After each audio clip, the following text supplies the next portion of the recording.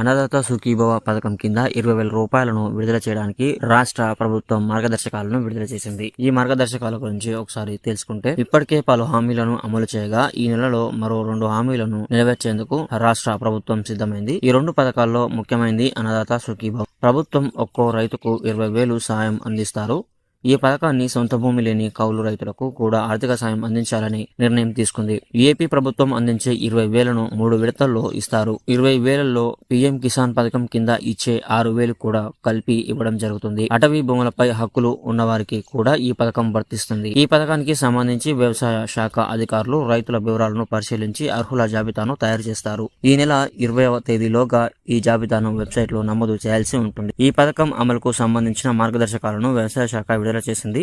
ఈ పథకాన్ని ఈ నెలలోనే ప్రారంభిస్తామని సీఎం చంద్రబాబు నాయుడు చెప్పారు. ఈ అన్నదాత సుఖీభవ పథకాన్ని భార్య, భర్త, పిల్లలు ఒక కుటుంబంగా పరిగణిస్తారు. పెళ్లైన పిల్లలను వేరే కుటుంబంగా చూస్తారు. వ్యవసాయం, ఉద్యానవనం, పట్టు పరిశ్రమలకు సంబంధించిన పంటలు సాగు చేసేవారు కూడా ఈ పథకానికి అర్హులే అని ప్రభుత్వం తెలిపింది. కానీ ఆర్థికంగా బాగా ఉన్నవారు ఈ పథకం వర్తించదు. రాష్ట్ర వ్యాప్తంగా మాజీ, ప్రస్తుత లోక్సభ, రాజ్యసభ సభ్యులు, ఎమ్మెల్యేలు, మంత్రులు, ఎమ్మెల్సీలు, మేయర్లు, జెడ్పీ చైర్పర్సన్లు, రాజ్యాంగబద్ధ పదవులు నిర్వహించిన లేదా నిర్వహిస్తున్న వారు ఈ పథకానికి అర్హులు కాదు. అలాగే కేంద్ర, రాష్ట్ర ప్రభుత్వ ఉద్యోగులతో పాటు ప్రభుత్వ రంగ సంస్థల్లో పనిచేసేవారు, స్థానిక సంస్థల్లో శాశ్వత ప్రతిపాదికన పనిచేసేవారు అన్నదాత సుఖీభవ పథకానికి అర్హులు కాదు.